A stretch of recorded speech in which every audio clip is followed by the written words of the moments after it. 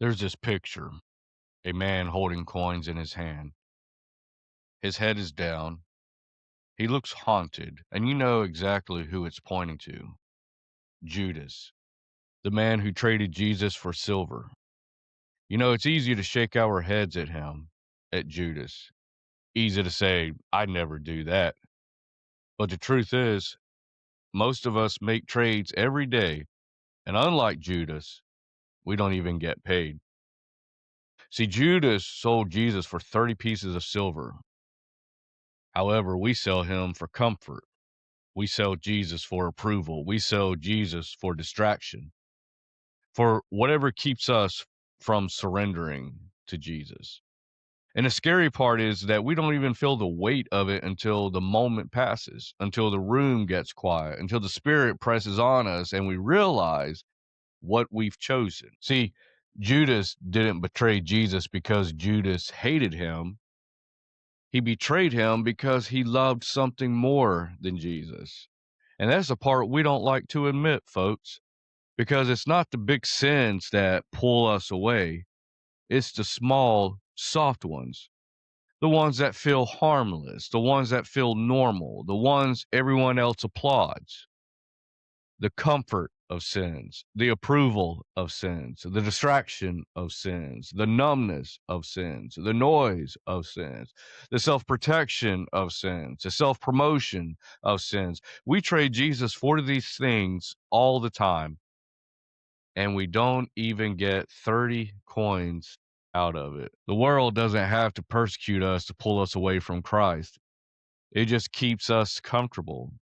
The world keeps us busy. The world keeps us entertained, keeps us distracted long enough that we stop noticing the distance that we put ourselves in between us and Christ.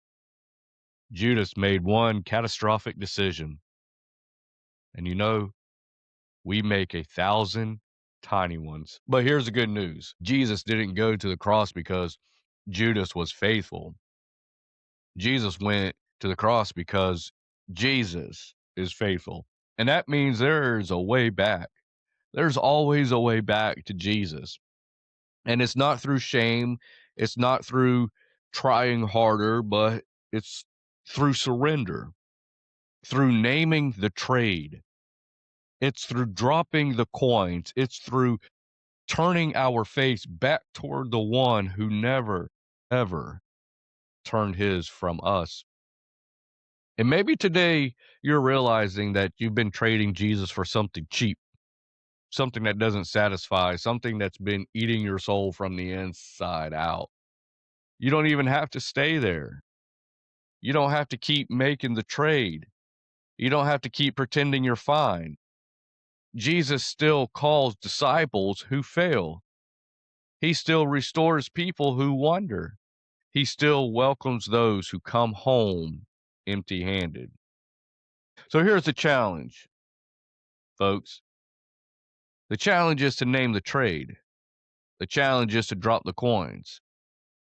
The challenge is to choose Christ again. Choose him over comfort. Choose him over approval. Choose him over distraction. Choose him over the world that keeps bidding for your heart. Because the only thing worse than betraying Jesus is pretending that we are not betraying Jesus. Hold the line. Walk in truth. Drop the coins. Choose Christ. Stay faithful in the word. And as always, stay gritty. This is the Gospel Grit Podcast. I'm Kevin, and I'll see you next time. Blessings.